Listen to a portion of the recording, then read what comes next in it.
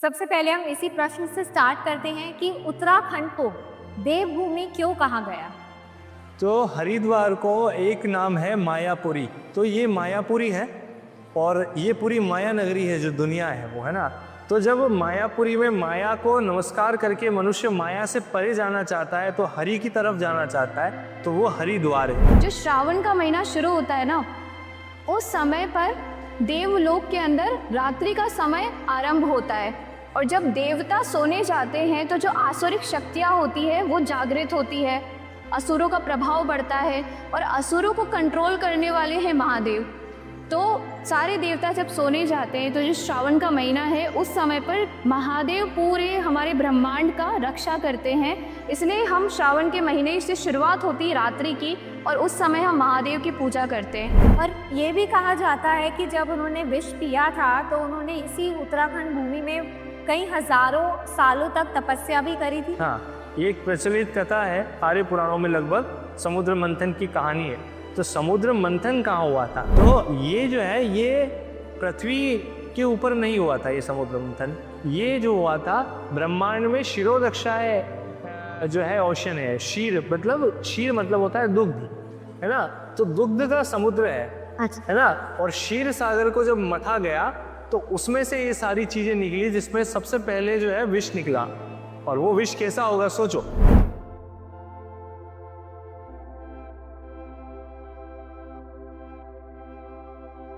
Hello everyone, स्वागत है आपका स्पॉटलाइट के इस बेहतरीन एपिसोड में। जैसा कि आप देख सकते हैं कि आज का जो पॉडकास्ट है ये बहुत ही अलग होने वाला है, क्योंकि हम लोग ये पॉडकास्ट अपने स्टूडियो में शूट नहीं कर रहे हैं। It's a very beautiful location. हम लोग आज आए हैं उत्तराखंड में।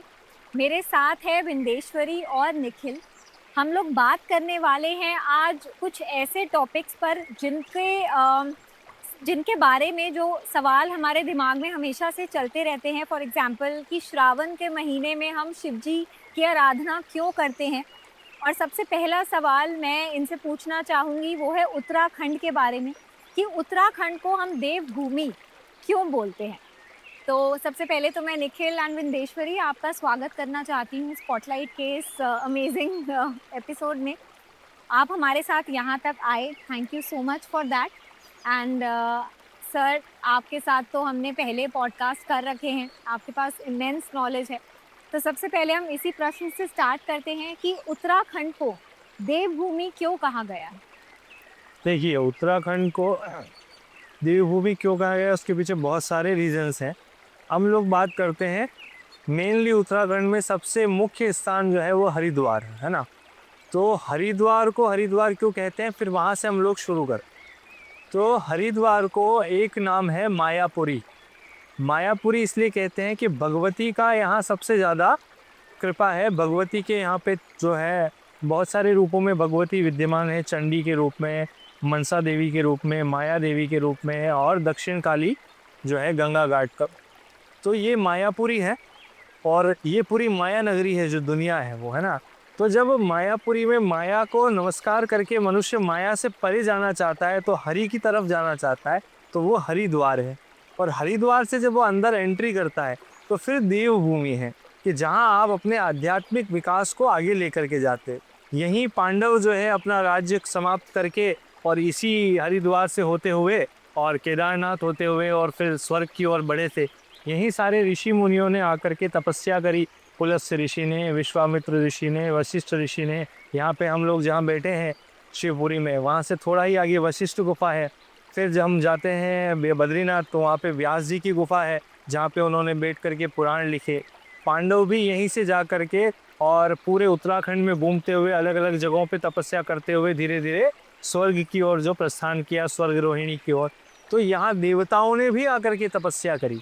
ये हिमालय की शुरुआत है, यहाँ से हिमालय शुरू होता है। देवता भी इस भूमि पर आकर के तपस्या करते हैं, सप्त ऋषियों ने भी करी। इसलिए उत्तराखंड पूरी ही देवभूमि है और हरिद्वार उसका एंट्री पॉइंट। बहुत ही अच्छे तरीके से आपने हमें समझाया कि हम इसे देवभूमि क्यों कहते हैं। एक और प्रश्न सबके दिमाग में चलता रहता है कि अब अगले महीने से जैसे श्रावण मास शुरू होने वाला है, तो श्रावण को हम हमेशा शिव जी से क्यों कनेक्ट करते हैं, क्यों हम इस पूरे मंथ में शिव जी की आराधना करते हैं? श्रावण का जो महीना है, ये एक्चुअल में हमारे जितने भी फेस्टिवल्स है, जो भी स्पिरिचुअल फेस्टिवल्स हम मनाते हैं, उन सब के अंदर हमारी पुरानी स्टोरीज कनेक्टेड है। अब समुद्र मंथन की स्टोरी सबने सुनी है कि समुद्र मंथन हुआ था, उसमें से कई चीज़ें निकली थी, उसमें से एक विष भी था जो बाहर आया था।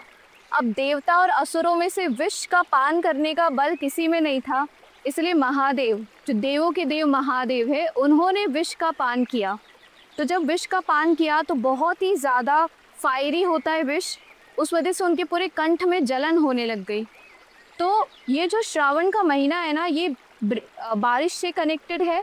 इस महीने के अंदर ये विष निकला था, जब महादेव ने विष का पान किया था और सारी देवी देवताओं ने उनके ऊपर जल चढ़ाया था ताकि उनकी बॉडी ठंडी हो सके, शीतल हो सके, जो उनको विष का प्रभाव उनकी बॉडी में था वो कम हो सके। तो सारे देवी देवताओं ने उनका अभिषेक किया था, और वो अभिषेक हम लोग भी श्रावण का जो महीना आता है उस मेमोरी का एक है सिग्निफिकेंस कि हम उसको याद रखें कि महादेव ने विष पिया था। दूसरा, उनको आज भी हम वो जल चढ़ाते क्योंकि विष तो आज भी उन्होंने अपने कंठ के अंदर धारण कर रखा है। और महादेव को जल इसीलिए प्रिय भी है ताकि उनके ऊपर हमेशा हम शिवलिंग पे जल चढ़ाते हैं ताकि वो विष का प्रभाव कम हो सके और उनकी बॉडी जो है वो ठंडी हो सके। और इसके पीछे एक और कारण है कि जो हमारा टाइमलाइन चलता है, अब देवताओं का जो टाइमलाइन है और हमारा जो टाइमलाइन है उसमें एक कनेक्टिविटी है। हमारा जो एक साल है वो देवलोक में एक दिन के बराबर होता है। हमारा एक साल मतलब हमारा आधा साल उनका दिन, आधा साल रात्रि। 6 महीने का दिन होता है, 6 महीने की रात्रि होती है। जो श्रावण का महीना शुरू होता है ना, उस समय पर देवलोक के अंदर रात्रि का समय आरंभ होता है, और जब देवता सोने जाते हैं तो जो आसुरिक शक्तियाँ होती है वो जागृत होती है, असुरों का प्रभाव बढ़ता है, और असुरों को कंट्रोल करने वाले हैं महादेव। तो सारे देवता जब सोने जाते हैं तो जो श्रावण का महीना है उस समय पर महादेव पूरे हमारे ब्रह्मांड का रक्षा करते हैं। इसलिए हम श्रावण के महीने से शुरुआत होती है रात्रि की, और उस समय हम महादेव की पूजा करते हैं। और एक चतुर्मास का ड्यूरेशन होता है जो श्रावण से शुरू होकर दिवाली पर ख़त्म होता है। वो 4 महीने, जैसे हमारा डीप नाइट टाइम होता है ना, वो 4 महीने देवलोक में डीप नाइट टाइम है। और दिवाली वो पॉइंट है जब सवेरा एक तरीके से ब्रह्म मुहूर्त शुरू हो रहा है देवलोक में। तो सारे देवता दिवाली के पास जागृत हो जाते हैं। तो वो 4 महीने बहुत इंपॉर्टेंट है कि हम सात्विक रहे, महादेव की उपासना करें, विष्णु की भी उपासना, सारे भगवत तत्व की उपासना होती है उन 4 महीने। तो वो भी श्रावण का सिग्निफिकेंस है कि वो 4 महीने बहुत सात्विकता से हमें रहना चाहिए, सो दैट वो आसुरिक प्रवृत्ति जो ब्रह्मांड में बढ़ रही है वो मानव के अंदर ना आए, क्योंकि देवता सब सोने। और उस समय आपने ये भी देखा है कि कोई पूजा पाठ अनुष्ठान नहीं होते, तो उस समय पर हर चीज़ देवता सो जाते, देवताओं को कोई अनुष्ठान नहीं लगता है। सब हम अपने स्पिरिचुअल सिग्निफिकेंस, अपने आप को पॉजिटिव रख सके, आसुरिक शक्तियाँ हम पर प्रभावी ना हो, इसलिए उस चीज़ को उस समय महादेव के अनुष्ठान होते हैं, नवरात्रि आती है, देवी के अनुष्ठान होते हैं, गणेश चतुर्थी आती है, वो अनुष्ठान होते हैं, लेकिन शादियां नहीं होती है ना। ये जो है मांगलिक कार्य जिन मनुष्यों के लिए होते हैं वो हम लोग उस समय नहीं करते हैं, क्योंकि उसमें देवताओं के जो यज्ञ वगैरह है, इंद्र पाहुति, वो सब हम लोग उस समय नहीं करते हैं। तो महादेव ही उस समय उस तमोगुण को कंट्रोल करने की क्षमता रखते हैं। ये श्रावण महीने से शुरू होकर के, और दिवाली के बाद जो एकादशी आती है, देव उठनी एकादशी, उस दिन ये जब देवताओं का सूर्योदय होना शुरू होगा, मकर संक्रांति, उससे पहले ये ब्रह्म मुहूर्त उनका शुरू हो गया, देव उठ गए, और अब वापस से जो है कंट्रोल, पूरा सिस्टम शुरू, शादियां शुरू, ये सब। तो ये श्रावण से शुरू होता है। तो सबसे ज़्यादा महत्व है, विष वाला महत्व तो इन्होंने बता ही दिया। और ये भी कहा जाता है कि जब उन्होंने विष पिया था तो उन्होंने इसी उत्तराखंड भूमि में कई हजारों सालों तक तपस्या भी करी थी। हाँ, एक प्रचलित कथा है कि जब शिवजी ने विष पिया था, तो विष पीने के बाद में, अब तो विष कहाँ पिया था, है ना, ये भी वो इम्पोर्टेंट बात है कि समुद्र मंथन से जो विष निकला था, जो वेद में भी जिसकी थोड़ी सी कहानी आती है, पुराणों में भी, सारे पुराणों में लगभग समुद्र मंथन की कहानी है। तो समुद्र मंथन कहाँ हुआ था? क्या इंडियन ओशन में हुआ था या पैसिफिक ओशन में हुआ था? इसमें बहुत कंफ्यूजन है लोगों को। तो ये जो है, ये पृथ्वी के ऊपर नहीं हुआ था ये समुद्र मंथन, ये जो हुआ था ब्रह्मांड में शिरोदक्षाएं जो है ओशन है, शीर मतलब होता है दुग्ध, अच्छा। है ना।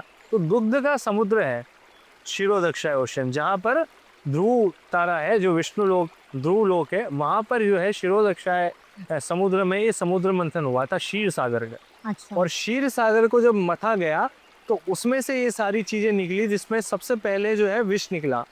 और वो विष कैसा होगा सोचो, जब विष निकला तो वो ब्रह्मांड के एक डायमेंशन में निकला है जो जिसका प्रभाव पूरे ब्रह्मांड पे। जी। तो समझ लीजिए कि आप बहुत बड़ा भयंकर पोल्यूशन पूरी दुनिया में छा जाता है ना, उस तरीके से वो विष होगा। और उस विष को कंट्रोल कोई नहीं कर पा रहा, तो जीव जंतु परेशान हो रहे हैं सब। तब महादेव जो है वो तमोगुण को रूल करते हैं ना, कि जी। सारी नेगेटिविटी को खत्म करने की क्षमता। तो वो उस विष को पीने के लिए सबसे पहले वो आए, जबकि उनको समुद्र मंथन से दूसरी कोई वस्तु उन्होंने नहीं दी। तो जब उन्होंने विष को ग्रहण किया तो पूरे ब्रह्मांड से वो नेगेटिविटी खत्म हुई। फिर वो आते हैं उत्तराखंड में, हरिद्वार में वो आते हैं। और कुछ लोग कहते हैं हर की पौड़ी पर जो है वो हर की पौड़ी इसको इसलिए बोला जाता है कि हर मतलब है शिव। और वहाँ आकर के वो बैठे विष पीने के बाद, तब माता जी ने उनके गले में इसको रोका और वो नीलकंठ हो गए। फिर जो यहाँ पे नीलकंठ महादेव है ऋषिकेश से आगे, वहाँ जा कर के उन्होंने तपस्या करी। तो यहाँ पे उत्तराखंड में उन्होंने बहुत समय बिताया। फिर वो केदारनाथ की जो पांडवों की स्टोरी है शिव जी वहाँ, फिर वहाँ से कैलाश की स्टोरी है, आगे कनेक्टेड है पूरा उत्तराखंड कैलाश तक। तो ये जो है हर की पौड़ी को हर की पौड़ी इसलिए कहा जाता है कि हर जो है महादेव वहाँ आकर के हरिद्वार में बैठे।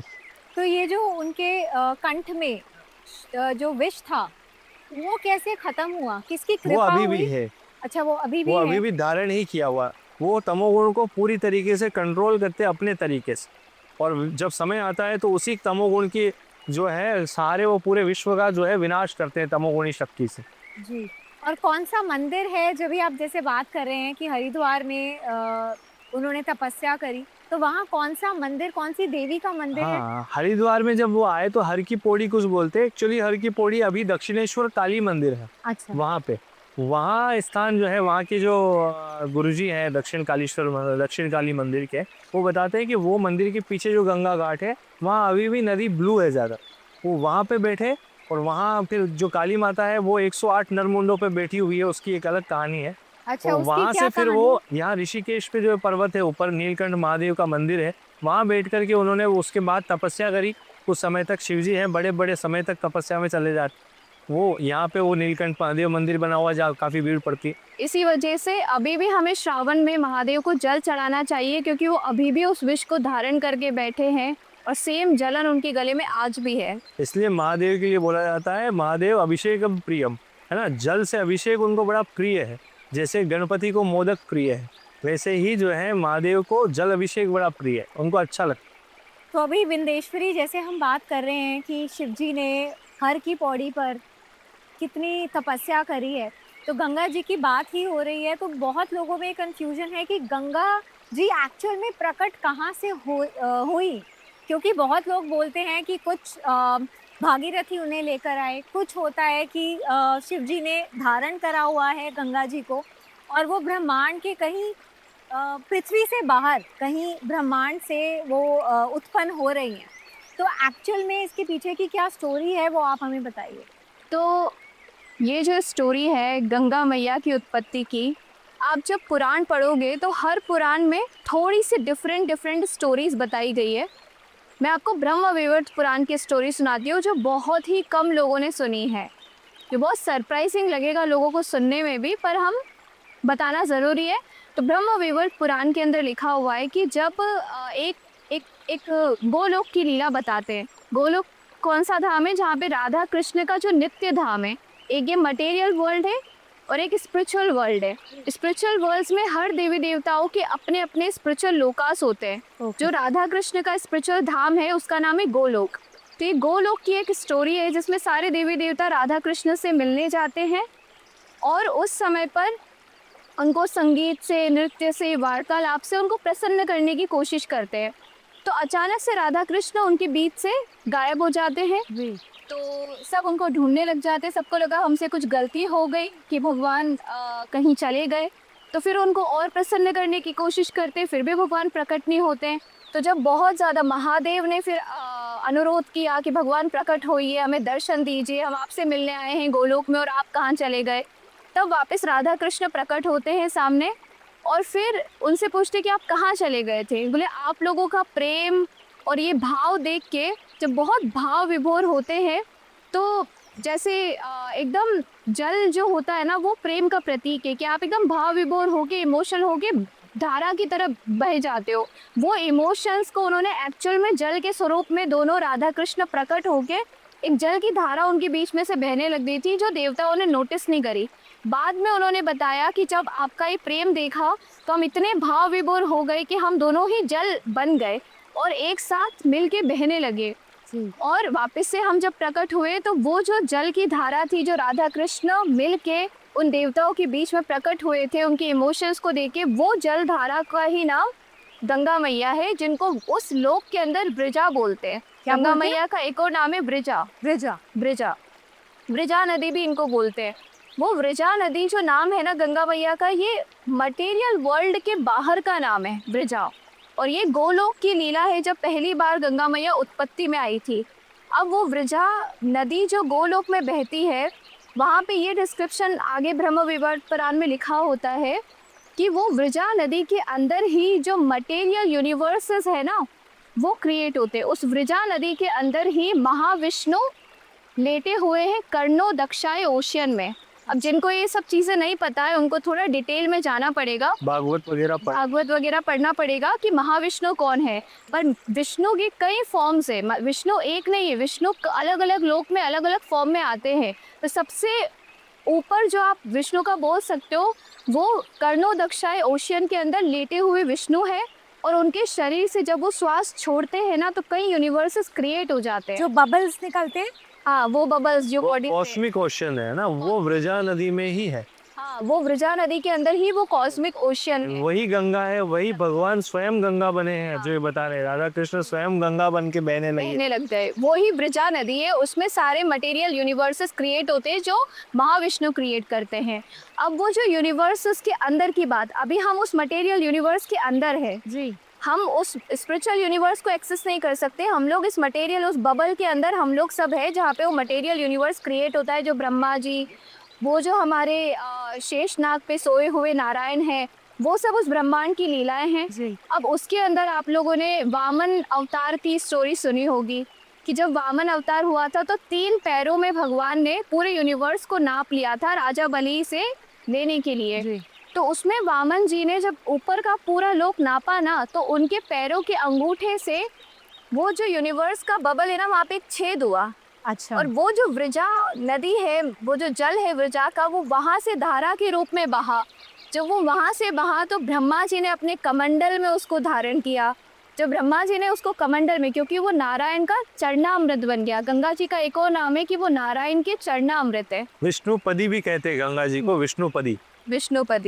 तो वो क्यों? क्योंकि विष्णु के पद से जो इस यूनिवर्स के अंदर के विष्णु है उनके पैर से छेद हुआ और गंगा मैया हमारे यूनिवर्स में आई और वो ब्रह्मा जी ने अपने कमंडल में धारण किया क्योंकि वो तो विष्णु भगवान का चरणामृत है।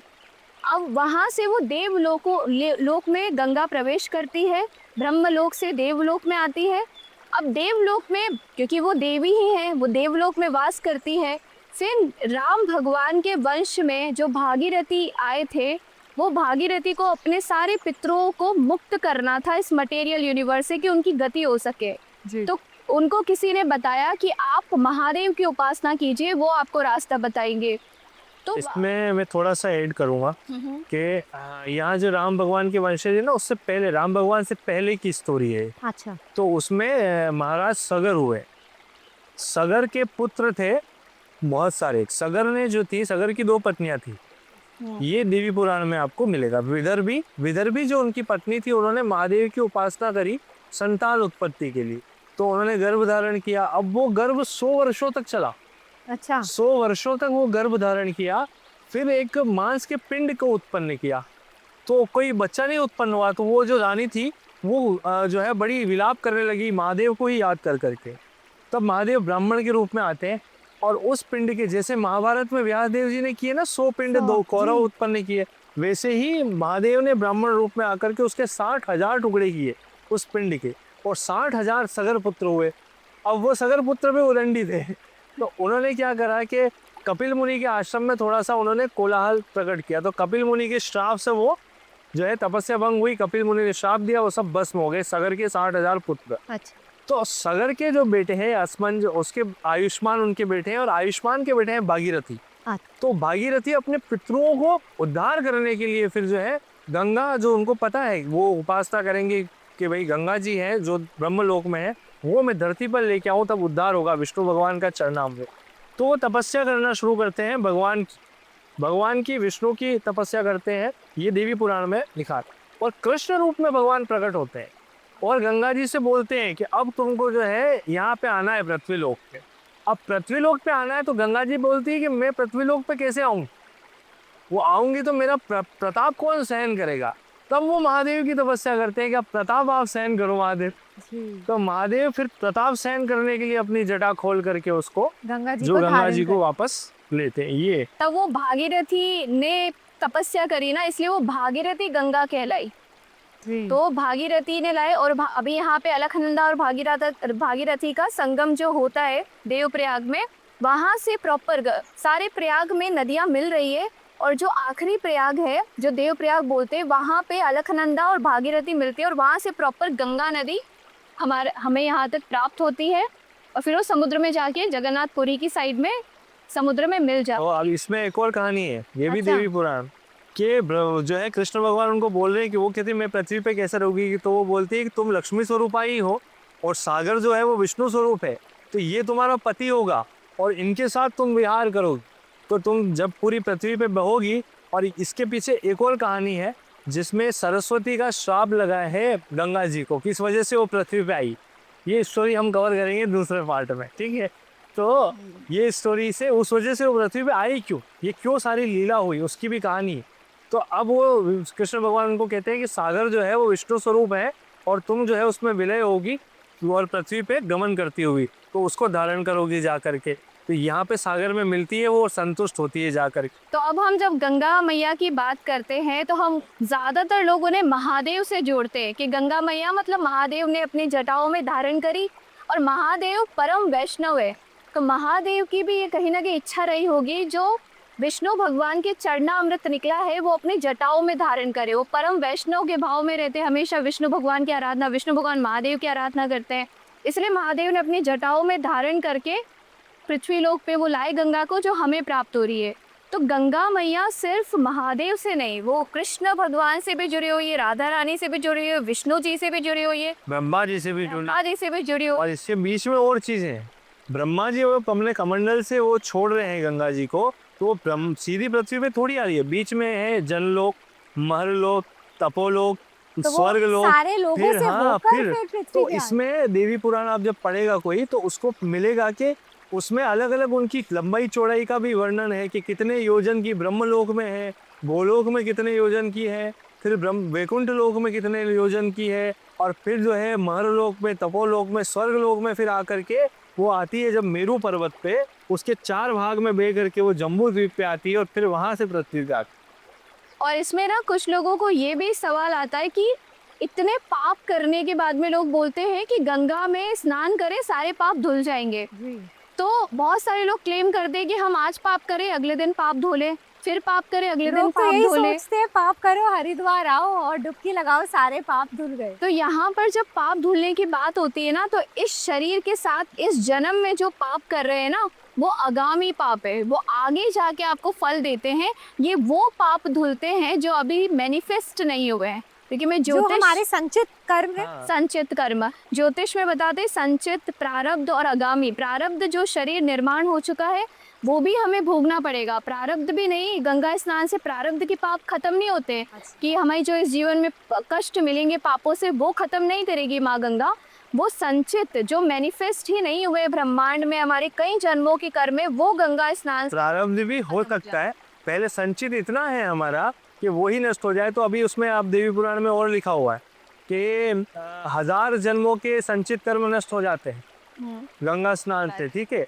अब कितने जन्म हमारे हुए, कितने संचित हैं। जब कोई मनुष्य सभी भाव से पूजा, और उसमें नियम है कि कौन सी तिथि को स्नान करने से कितना होगा महत्व उसका, फिर कौन कितनी श्रद्धा के साथ स्नान करता है, उसका संकल्प के साथ करता है तो कितना, और वो जो है पाप जो संचित कर्म नष्ट हो रहा है तो वो अपने पूर्व संस्कार नष्ट हो रहे हैं, है ना, वो पाप की प्रवृत्ति नष्ट हो रही है। और जब संचित नष्ट हो जाएगा तो क्रियामान नष्ट होगा, जो इस जन्म में आप कर रहे हो ना अभी, वो उसमें भाव शुद्धि आएगी आपकी, आगे आप पाप ना करो, आपकी बुद्धि शुद्ध होगी। फिर वो भी जब हट जाएगा तब फिर प्रारब्ध भी हो सकता है, इस जन्म का भाग्य भी गंगा स्नान से बदल सकता है, लेकिन वो पहले ये संचित तपस्या की स्थिति में पहुंचना पड़ता है लेवल तक आप हो। कि एक तपस्वी बन जाओ तो फिर प्रारब्ध फिर भी मुझे एक बदल। कहानी इसमें और याद आ रही कि जब गंगा जी को बोलते हैं कि तुम्हारे में जो है स्नान करेगा या तो अनुष्ठान करेगा उसके पाप नष्ट, तो गंगा जी बोलती है मैं तो कि पाप दूंगी तो फिर मेरा क्या होगा, उस पाप को मैं क्या करूँ। सही बात। तो भगवान बोलते हैं कि जब कोई देवी उपासक, कोई जो है शक्ति उपासक, कोई जाकर के उसमें स्नान करेंगे तो वो तुम्हारे पापों को भी मुक्त कर देंगे। तो जो कुंभ होता है, कुंभ में कितने नागा साधु, कितने देवी उपासक, कितने बड़े बड़े रुद्र उपासक आते हैं और उसमें स्नान करते हैं, तो वो गंगा जी के पापों को हरने की क्षमता संतों में। अच्छा, इसलिए कुंभ में हम जाते हैं स्नान करने, वो साथ में स्नान कर रहे हैं, हम भी वहीं स्नान कर रहे हैं। तो ये जो है उनको वरदान देते हैं कि फिर आप जो है, जो संत होगा, जो वेद मंत्रों को पढ़ने वाला है, जो निष्ठावान भक्त है, उसके स्नान करने से, संत के स्नान करने से तुम्हारे पाप वापस हर लेंगे। बहुत अच्छी स्टोरी सुनाई है आपने। एक और चीज़ मैं आपसे पूछना चाहती हूँ, बहुत लोगों का ये सवाल होगा, शिव जी की हम बात कर ही रहे हैं, तो काशी को शिव नगरी क्यों कहा जाता है? आप देना चाहेंगे इसका जवाब? ठीक है, पहले मैं बताती हूँ काशी को शिव की नगरी क्यों कहा जाता है। तो जैसे हमने अभी गोलोक की बात करी, वैसे हर देवी देवताओं का अपना एक धाम होता है। तो जो महादेव और पार्वती माता का जो धाम है ना, उसको काशी, मतलब भगवान के तो कई स्थान हैं जहाँ पे वो रहते हैं, कैलाश पर्वत पे भी रहते हैं, बट जो सबसे प्रिय स्थान है जो माता जी को और भगवान को पसंद है वो है काशी। और वो हमारी पृथ्वी पर जो काशी है वो प्रतिबिंब है, एक काशी धाम है जो स्पिरिचुअल काशी धाम है। वहाँ पे महादेव और पार्वती विचरण करते हैं स्पिरिचुअल वर्ल्ड में, उनकी प्रिय नगरी है काशी। और एक जो हमें यहाँ पर बाय ब्लेसिंग भगवान जो पृथ्वी पर मनुष्यों को उद्धार करने के लिए उस लोक का एक प्रतिबिंब, जैसे गोलोक का प्रतिबिंब वृंदावन है जी, वैसे जो काशी धाम है उसका प्रतिबिंब यहाँ पर काशी नगरी है। तो वो मुक्तिदायिनी है। भगवान के कई धाम है, बट जो आपको इस जो आपके तीनों कर्मों से आपको मुक्त करके जो मुक्ति प्रदान कर दे, आपकी कोई भी भले कितने ही संचित हो, कितने ही अजामी आपने क्रिएट कर लियो, काशी की ये सिग्निफिकेंस है कि वहाँ पे जो मृत्यु को प्राप्त होता है वो मुक्त हो जाता है, वो फिर जन्म नहीं लेता। और उसका भी कारण है वहाँ पे काल भैरव बैठे हैं। आप जब काशी खंड पढ़ोगे उसके अंदर पूरा काल भैरव का विवरण आता है कि काल भैरव किस प्रकार से प्रकट होते हैं काशी के अंदर। तो वो अलग स्टोरी है पूरी उनकी।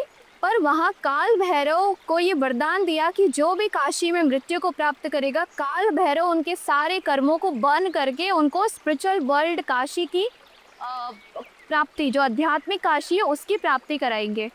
तो वहाँ पर मृत्यु के समय पर जो काल भैरव है वो कान में एक मंत्र बोलते हैं, उस मंत्र से आपको आपके सभी जन्मों के कर्म याद आ जाते हैं। जितने जन्म आपने लिए होंगे, जितने दुख या सुख देखे होंगे, सारी मेमोरीज आपको कुछ सेकंड्स के अंदर सब कुछ याद आ जाता है। और जब एक मनुष्य को सब कुछ 2 जन्म भी याद आ जाए तो आप विरक्त हो जाओगे। तो जब आपको कई जन्मों की मेमोरीज आ जाती है ना, तो वैराग्य आ जाता है आत्मा के अंदर, वो सब चीज़ों से मुक्त होना चाहती है, तब काल भैरव उनको मुक्त करते हैं।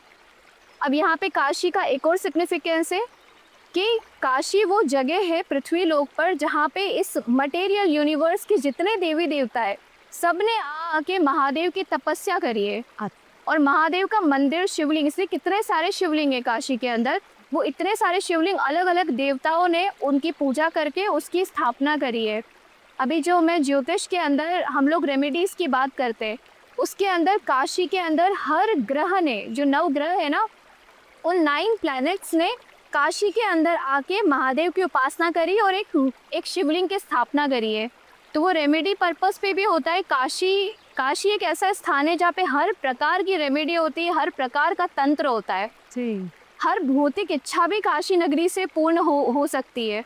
तो वहाँ पे जितने भी ग्रह थे उन्होंने वहाँ पे उपासना करी, साधना करी है, और उस शिवलिंग का अभिषेक करके प्रॉपरली पूजा करने से आपका वो पर्टिकुलर प्लैनेट भी सही हो जाता है, आपके कर्म बंधन भी क्लियर होते हैं। तो भौतिक जगत के और आध्यात्मिक जगत दोनों लक्ष्य काशी से कंप्लीट हो सकते हैं किसी मनुष्य के। अभी जैसे हम श्रावण की भी बात कर रहे थे, श्रावण महीने की, तो बहुत से लोग काशी भी जाते हैं श्रावण महीने में।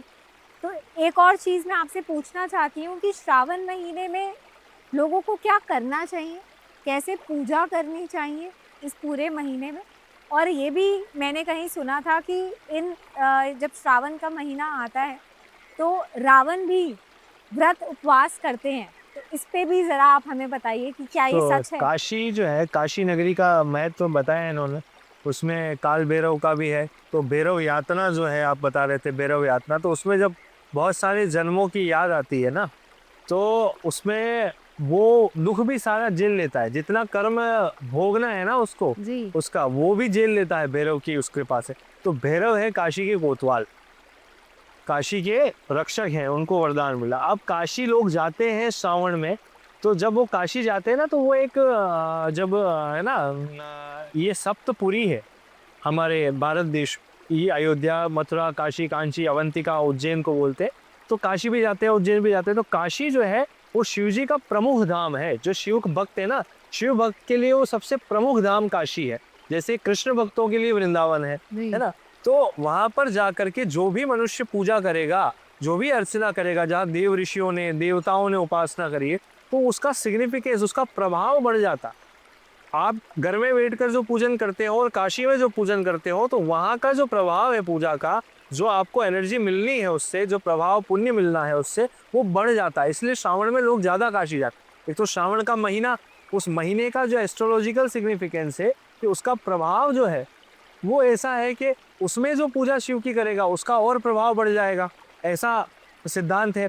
और फिर वो जाके काशी में करे तो और बढ़ जाएगा, है ना। गंगा जी के तट पे बैठकर करे तो और बढ़ जाएगा। तो श्रावण महीने का इतना बड़ा सिग्निफिकेंस है कि रावण जो था वो 11 महीने कुछ भी करता हो, लेकिन श्रावण में है सारा उपवास करके, बिल्कुल सब कुछ त्याग करके, मदिरा मांस सब कुछ त्याग करके, ब्रह्मचर्य का पालन करते हुए रावण जो है शिव जी की उपासना करता था। तो हम लोगों को भी जो शिव भक्ति करना चाहते हैं, उन लोगों को श्रावण मास में शिव जी की उपासना करनी चाहिए, जो है गंगा तट पर जाकर के शिव जी का अभिषेक करना चाहिए, काशी जाएं, दर्शन करें, और भी उज्जैन, महाकाल आदि धामों में जाकर के भगवान शिव की, नर्मदा के किनारे बहुत सारे धाम हैं, उनमें जाकर के जो है भगवान शिव की उपासना करें। तो काशी का एक विशेष महत्व है श्रावण महीने में, और सारे शिव धामों का महत्व, सिर्फ काशी का नहीं, काशी शिव धामों में भी सबसे ऊपर है। क्योंकि ऐसा भी बोला जाता है शिव जी ने इस मटेरियल वर्ल्ड में सबसे प्रमुख जो पहले नगरी बनाई वही काशी बनाई जी। वो काशी, स्पेशल काशी बनाई। वहीं से जो है नारायण का भी उत्पत्ति का शिव पुराण में वर्णन आता है। जो महाविष्णु की उत्पत्ति सदाशिव से है, वो उसमें भी काशी का योगदान है। जो मणिकर्णिका घाट है ना, वहाँ पर जो है विष्णु भगवान ने बैठ करके तपस्या करी, फिर जो है बाद में सदाशिव के बाद विष्णु से ब्रह्मांड उत्पन्न हुए, उसमें स्पिरिचुअल काशी का बड़ा महत्व। अच्छा। और महादेव का जो त्रिशूल है उसके ऊपर वो नगरी बसी हुई है काशी। तो वो जो स्पिरिचुअल काशी है, काल में भी काशी नष्ट नहीं काशी नष्ट नहीं होगी, पूरा जलमग्न हो जाता है और त्रिशूल से महादेव काशी को ऊपर ले लेते। सारे आध्यात्मिक धाम नष्ट नहीं होते। और जितने भी लोग आध्यात्मिक धाम जाते हैं यात्राओं पर, उनसे एक निवेदन है कि आप वहाँ जाके अगर कोई भी पाप कार्य करेंगे तो बहुत जल्दी वो भी एम्पलीफाई होते हैं। जैसे पुण्य का प्रभाव बढ़ता है, वैसे पाप का भी प्रभाव बढ़ता है, वो दृढ़ हो जाता है संस्कार हमारे अंदर। तो काशी जैसी नगरी, वृंदावन जैसा धाम, अयोध्या जैसा धाम, यहाँ पे भोग प्रवृत्ति से नहीं जाना चाहिए, मोक्ष प्रवृत्ति से जाना चाहिए, क्योंकि वहाँ पे मुक्ति मिलेगी। अगर हमने बहुत ज़्यादा भोग प्रवृत्ति से सारे पाप कर लिए तो फिर वो चीज़ हमारे पुण्य को बहुत जल्दी नष्ट कर देती है। और जब पुण्य नष्ट हो जाएंगे और पाप ही रहेंगे तो जिंदगी में और प्रॉब्लम्स आती है। तो हमारा हर संस्कार धाम में दृढ़ हो जाता है, भले वो पाप का संस्कार हो और भले ही पुण्य का हो। तो एंजॉय करने जिनको घूमने जाना है, जिनको एंटरटेनमेंट करने जाना है, वो बहुत जगह है, वहाँ जा सकते हैं। धाम वगैरह में जाना है तो पुण्य की प्रवृत्ति से ही जाएं, और वहाँ जा कर के कम से कम जब जाते हैं तो गंगा स्नान अवश्य करें रोज़ वहाँ पर, वहाँ दान पुण्य करें, जो योग्य हो उनको दान के, वहाँ जा कर के उपासना करें, एंटरटेनमेंट कम करें, भोजन जो है कम करके उपासना के लिए जाना चाहिए श्रावण में। किसी भी धाम पे जाए लोग शिव जी की उपासना करें, व्रत करें, ये ज़्यादा उनकी शक्ति को, शिव भक्ति को बढ़ाने वाला हो। हाँ, और श्रावण के अंदर जो कैसे पूजा की जाए महादेव जी। की, बहुत सारे लोगों को जो बिल्कुल नहीं जानते हैं उनके लिए बहुत आसान है। अपने आसपास कोई भी महादेव का मंदिर देखें, अगर घर में नर्मदेश्वर शिवलिंग हो तो उनकी उपासना कर सकते हैं, नहीं तो पास में कोई छोटा मंदिर भी हो, ज़रूरी नहीं आपको धाम ही जाना है, जी। अपने आसपास कोई छोटा सा मंदिर हो वहाँ जाए, नित्य भगवान को जल चढ़ाए, सबसे बेसिक जल चढ़ा के आ जाए। उससे एडवांस थोड़ा तो फिर सोमवार को व्रत करें और प्रॉपर सोमवार को महादेव को जो जो चीज़ें आप अर्पित कर सकते हैं वो सब अर्पित करें। बिल्वपत्र, जल, और उनको अष्टगंध चंदन बहुत प्रिय है महादेव को, वस्त्र, जनेऊ जो आप ऑफर कर सकते हो, फ्रूट्स, फ्लावर सब ऑफर करें, प्रॉपर श्रृंगार करके महादेव का सोमवार के दिन व्रत करके। और एडवांस साधक होते हैं पूरे श्रावण महीने व्रत करते हैं और पूरे श्रावण महीने सिर्फ एक समय अन्न खाते हैं, एक समय फल खाते हैं और पूरे महीने व्रत करके रोज महादेव का जल अभिषेक करते हैं।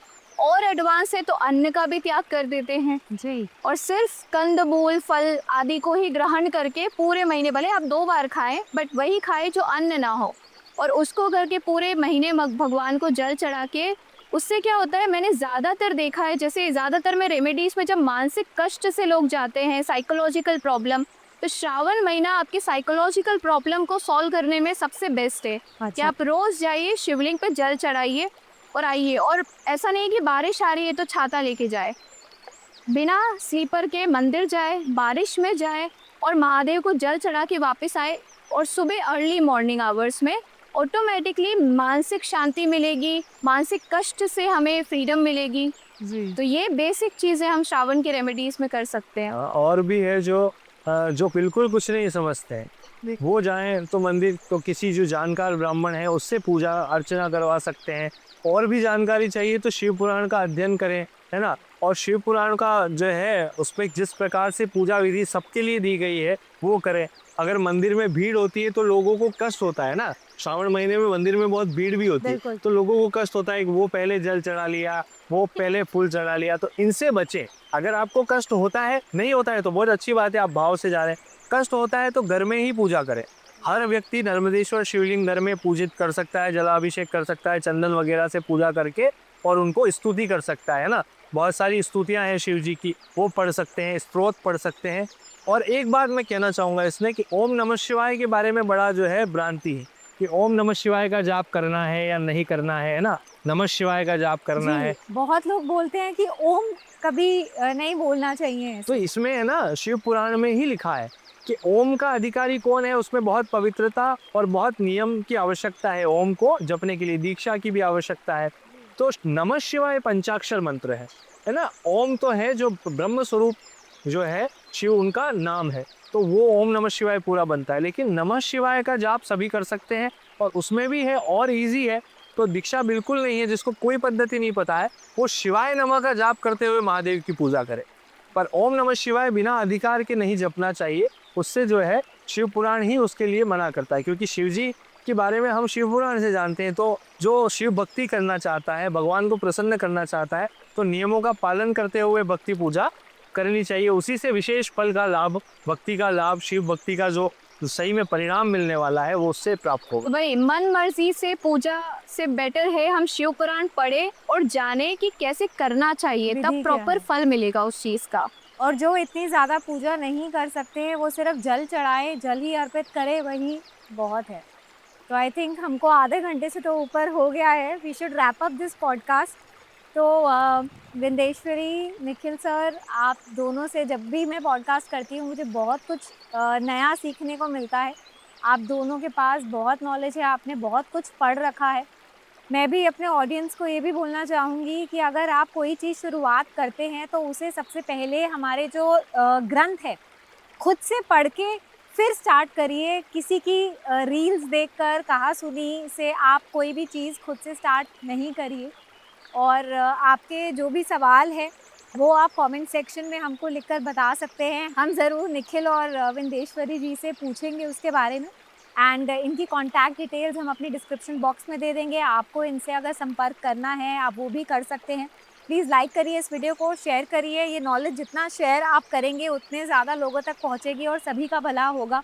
तो that's it in this video. मैं जल्द ही आपसे मिलूँगी अपने अगले पॉडकास्ट में, और हाँ, कभी मौका मिले तो कोई आउटडोर लोकेशन पे भी विद निखिल एंड विंदेश्वरी हम एक और पॉडकास्ट जल्दी करेंगे। That's it. मैं मिलती हूँ आपसे अपने अगले वीडियो में। Good bye and take care.